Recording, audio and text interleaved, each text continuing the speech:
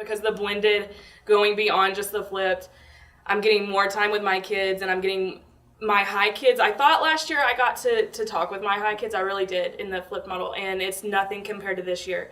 I'm getting my top student, who will probably be the valedictorian salutatorian, laying on the desk this last week saying, I don't understand. I've never been stumped. I don't get this.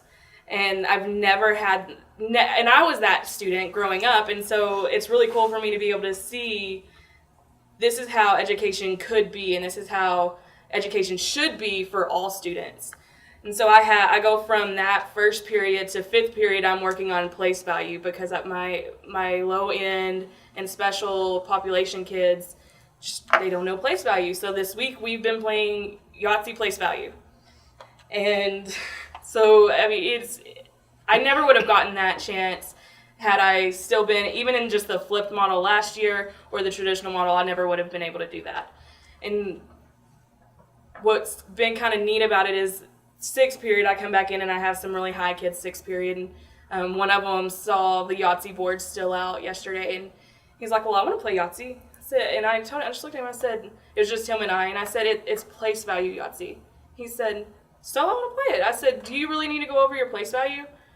And there again, he's one of the top kids, and he says, well, no. I said, then you're not playing place value Yahtzee. Go on.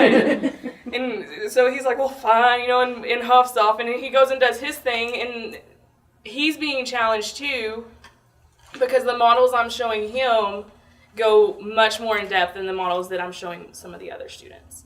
And so he's the one that told me when we were setting SMART goals, well, I've thought about this I had let him think about it for a day, because he didn't know. And so he comes back in the next day and he said, okay, I've thought about this. I have decided that I want this goal to be something that if anybody picks up the paper and reads it, that they think, oh, this is a tough goal. But for me, it's not. Said, okay. Yeah, no, that's not how it works. So I want it to look really tough, but not be tough enough for me. Yeah. And so it's been, because I know as a kid, growing up, I was that way, and had I gone through, and all of a sudden my 7th grade year, this been dropped on me, I would have been like, whoa, no. That's just not how this is supposed to work. I'm supposed to get to sleep in the back corner and get my A at the end of the 6 weeks. Like, this doesn't work this way, and so they're not able to do that. And it's really cool, because I'm getting to reach those kids. I'm getting to fill the holes for some of my low end. And at first, it was really obvious. We were able to see how big that gap was, how big the learning gap really was between our high ends and our low ends. And now that mid group that really had a pretty big gap too from our highest kids, what we would call like our bubble kids that are not quite to tier 3, but they're still in they're high in tier 2. Because if you really think about it, they probably did have a fairly significant gap if they're not in tier 3 yet. And those gaps are filling. And I can tell that those gaps are filling and that they're catching up with those other kids.